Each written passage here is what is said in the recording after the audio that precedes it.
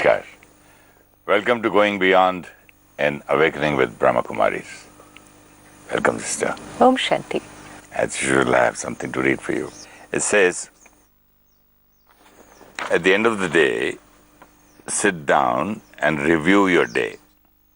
And you will find around 80%, probably more, of your attention in the form of your conversations with others and with yourself went into the past or future. When you live in the past or future, in conversation or thought, it means you are not fully present in the moment. And when you miss the moment, you miss your life. Because life can only be fully lived in this moment, in the now. How beautiful. This has so much depth, and everyone today seems to be talking about this, the art of living in the now, the art of being in the present. And yet we just need to stop and check just for an hour. The other day we were trying to do a little exercise, and we just said, okay, for this 1 hour, we will not talk about anything that has already passed, or we will not talk about anything that has to yet happen. And it was a conscious attention, no talking past or future. And after some time, we realized there was nothing much to talk about. And we were just looking at each other and said, what do we talk about? Because it was something we was never aware of before, that we're actually always talking about the moment which has already passed. Moment which is not in our control. Behaviors of people or of our own selves, already passed, not in our control. And we're constantly, that's why what you read out, either in thoughts or in conversation. I'm in still the past. shocked about that game you played for 1 hour, and I'm still there. Okay, Yeah, what see, can and you are in the past. Yeah, Yeah. because I didn't know what to talk. I mean, I thought you were wrong. Yeah, no. But when I heard you saying, It was not a game. We were like really trying, because every time we learn at the Brahmakumaris, don't live in the past, don't live in the future. And sometimes we used to think, it's okay, who thinks so much about the past and the future? Future, we're not even thinking about it. We flow with every day that's going to come. Past, we know because we learn every day. Past is over, full stop, because these are learnings. It's been put in us since years. I mean, for 15 years, past is past. It's over. It's full stop. So the knowledge is there, and yet the awareness was not there, that we are living in the past. It's like 3 compartments, 3 minutes. The minute that passed, the minute now, and the minute which is yet to come. The one past and the one yet to come, not in my control. And the one here, just this moment, in my control.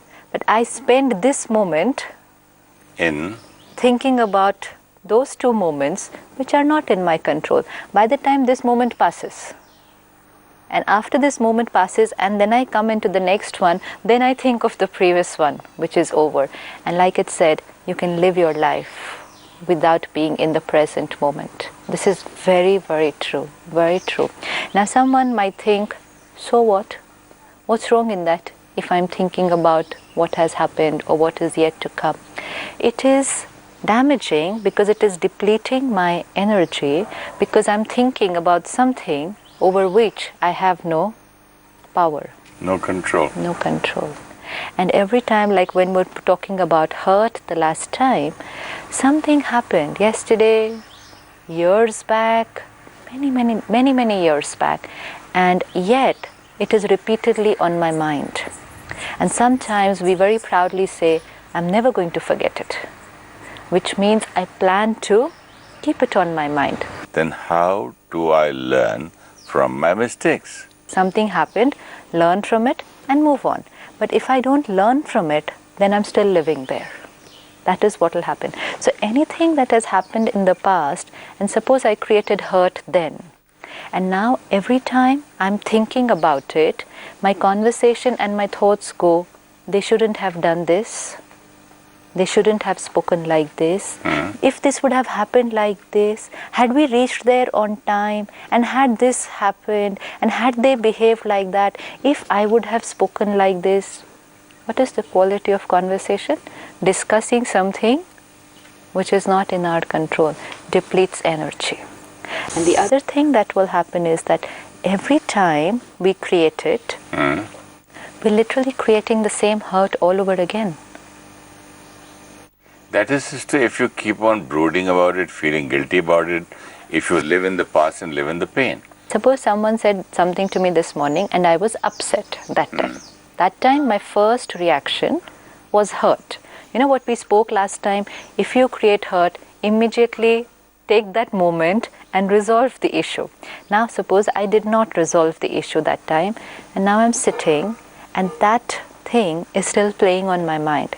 So every time I rewind those words to myself, they said this. Is this the way they should have spoken to me? I mean, I always take care and I do this and I do that, and yet this is how they are with me. I can create the same hurt all over again. And sometimes not the same amount of hurt, even more hurt, because I will connect the situation that happened this morning, and I will also bring out from the past more situations Similar to those. And regarding the same person. And then my magnitude of the hurt is only going to increase. So what is happening? I am depleting the power of the soul and creating the same emotion all over again. Yes. Now if something big has happened in somebody's life, they can keep doing this for the rest of their life. Yeah. And so are we learning from there? No, what I meant is, if I say something to you and you feel hurt, and I remember that, okay, I do this, these are my mistakes, and I shouldn't do it again, and I feel bad that I hurt you, or I should not joke with you, to remember and learn and go ahead. But if I don't, and sometimes whenever I remember that, okay, there's a checking point, then. So there are two ways. How do we learn from the past? When I remember the past, one thing I would need to remember, that every time I rewind the past, it's no more the past, it has become my present. Yeah. So which means my past was not very pleasant, but now I'm choosing that my present also is unpleasant. Will be unpleasant. Now in and by this present is tomorrow becomes also unpleasant then. Absolutely. Now one is thinking about the past, about what I have done, and one is thinking about the past in which other people or situations were not very nice. And of course another compartment which is the past, which is very beautiful. You know, sometimes people would say, okay, fine, I don't think about the unpleasant things, but what's wrong in having beautiful memories? Those were the good days. Yes. Now they are gone. Yes. Every time, if we remember even the beautiful part of the past, but we remember it with this kind of emotion, oh, that time was so beautiful. Last Sunday we had such a good time. That holiday was so nice. Every time I'm trying to say, that was better, and which means now is not, and I'm not creating a very nice feeling. And in that moment, my present moment is gone, which I could have been made very beautiful, but I didn't do it. Okay, agreed. So we leave out the good one. If we want to remember the good ones, then what do we learn from the good ones? There's a lot we can learn from the good ones. What did I do in those moments which made it good? Let's say a relationship in the past. Suppose I've had a very good friend. So it was a very good relationship. Now let me see, what did I do in that relationship because of which the relationship was very beautiful? What were the values that I used in that relationship? So that it's not a memory only which makes me feel low right now because I'm missing that memory. But what did I do? Let's say I used unconditional respect in that relationship, whatever I feel unconditional. So now I just tell myself, I, the soul, have the capacity to have unconditional respect.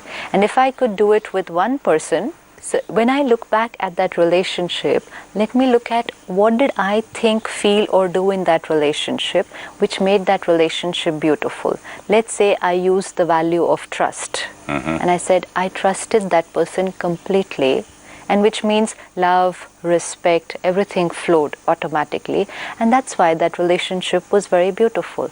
Then the learning for me is, I the soul have the capacity to trust completely. And if I used it in one relationship and it was so beautiful, which means I have the power to use it in my other relationships. Then the mind will say, are the other people capable of my trust, my love, my unconditional? He or she was a special one. Yeah, because we always thought the relationship is based on two people. The relationship gets created here. Of course, how to trust, we will see later on in this series, but the relationship gets created here. Normally, we say, if they are trustworthy, we will trust them.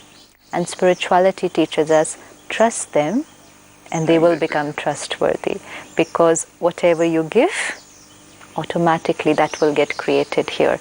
So it all begins from the self. Nothing is going to happen from there. So learning is, what did I do then? What can I do now to make the same thing beautiful? That is for the pleasant memories of the past.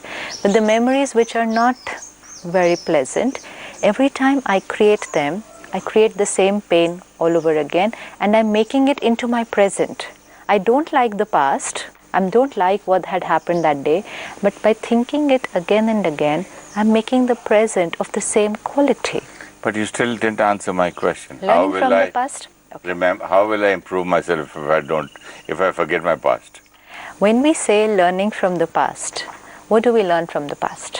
When people rewind the tape and they look at the situations that happened. Let's say people write the diary in the night and they rewind the tape and they write all that had happened.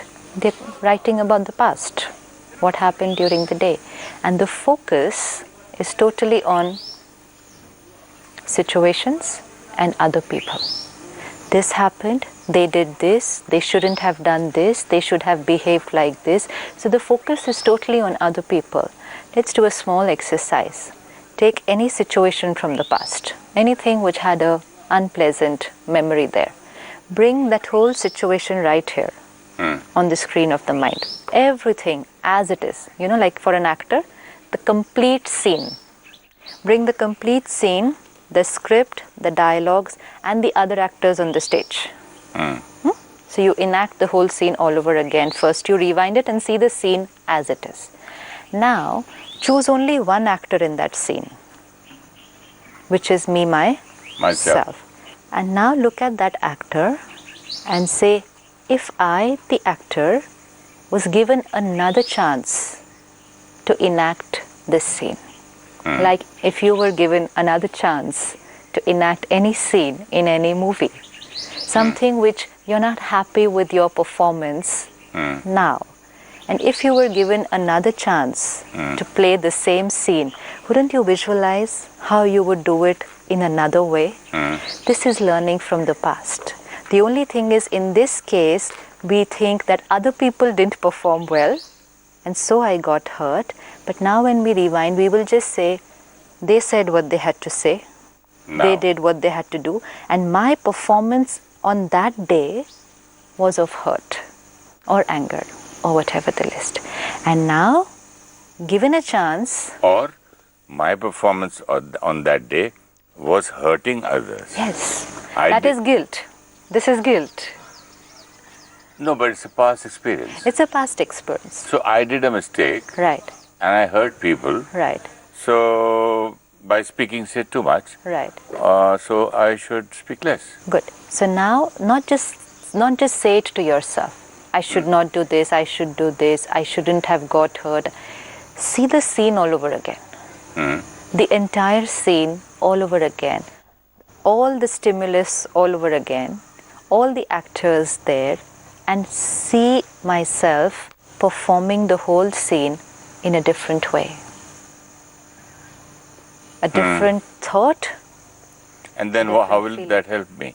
How that will help me if I see the whole process. See, what happens is we create a random thought and we let it go. So it remains on the conscious layer and it's out. Okay, so it is nothing is complete. And it's touch not and go, touch and go, touch and go. It's not sinking in.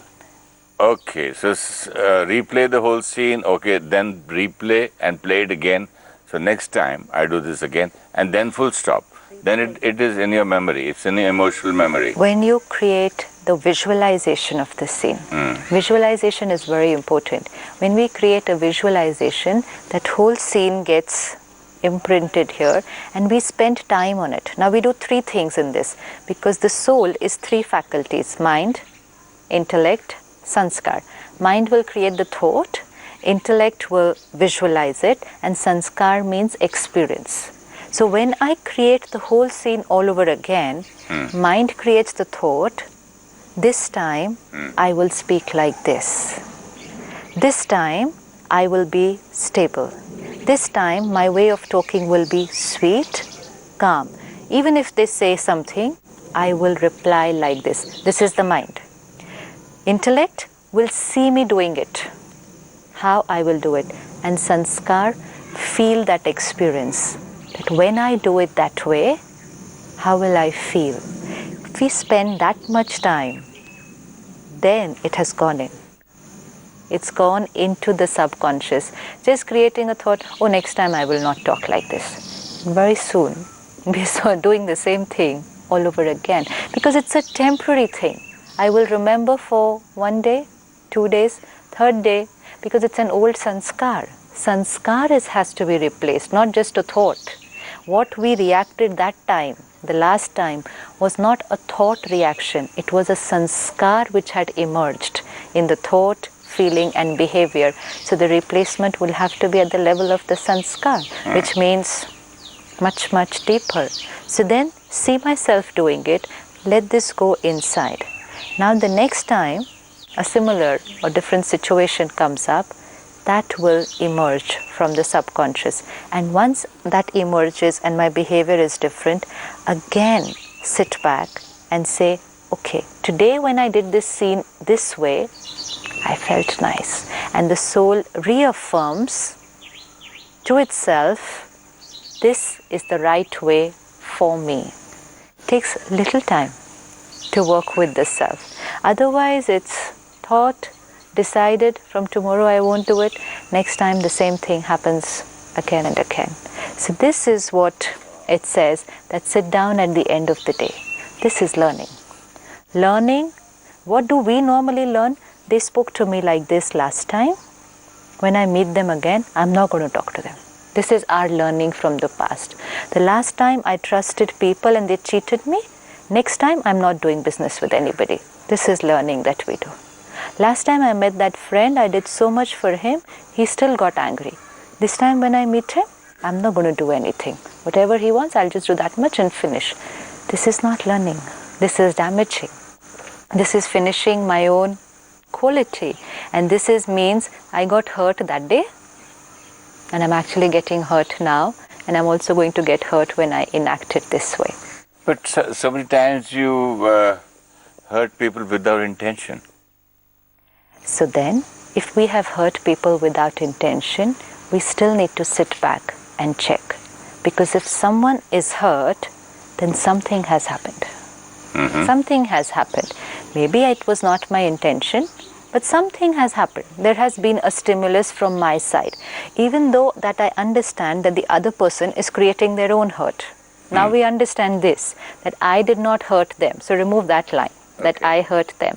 But they have experienced pain and the stimulus was from my side. That means I at least need to apologize for having sent the stimulus for them. Something that I did. Like there are times when I feel I didn't say anything wrong. Even after the other person tells me I'm very hurt, I say, but I don't think I said anything wrong. Because I'm very clear that it was not my intention. My way of speaking was absolutely fine. I was not rude and I was not bitter inside. So I can't just see any reason why you are feeling that I've said anything wrong. But then we also understand that it's not our words and actions, it's how they perceive our words and actions. So now compassion is what I said was right, what I did was right, but they are hurt. They are hurt. So I go and apologize to them. But when I apologize to them, I'll be very clear for what I am apologizing. I will not say, I'm sorry for what I said. I'm sorry for what I did. No.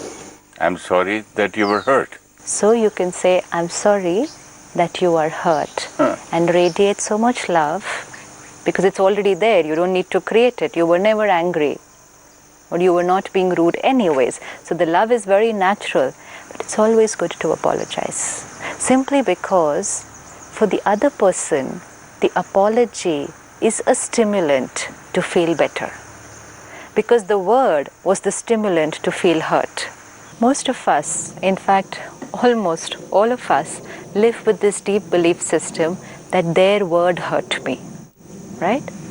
So which means a word from another can hurt me, but also a word from another can make me feel better. So like something that we've said or done can create hurt for people, then when we are sweet and apologetic to them, that also helps them to heal the wound for themselves. We don't heal them. We don't heal them. But it's just that we can say, because while saying we are also radiating that vibration to them, and that will help them to heal themselves. So we should not think too much about apologizing, because for some people apologizing can be an ego problem. They will not be able to say sorry, and there is something that blocks them or stops them from being able to say sorry to people. But what we should realize is that our one word, but with a pure intention. Not because many of us can use the word just for the sake of using the word and internally feel, I don't think I did anything wrong, but okay, if sorry makes them happy, I can go and say sorry to them. And then they will say sorry, okay, sorry. It doesn't work.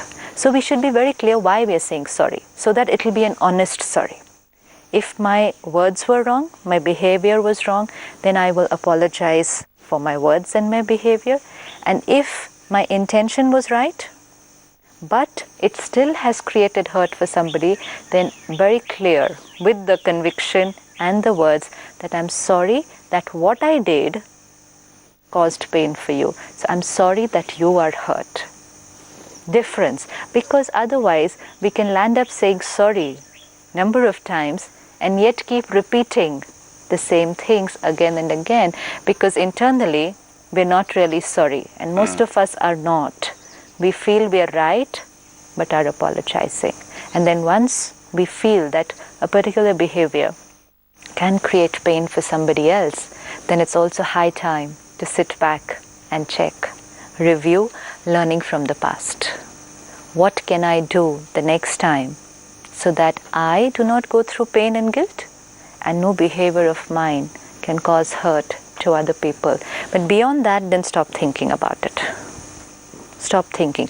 Reason being, our remaining stable will also send the right vibrations to the other soul. That's very important, because otherwise our thinking too much for them, if it's pain or guilt, also is radiating to that soul.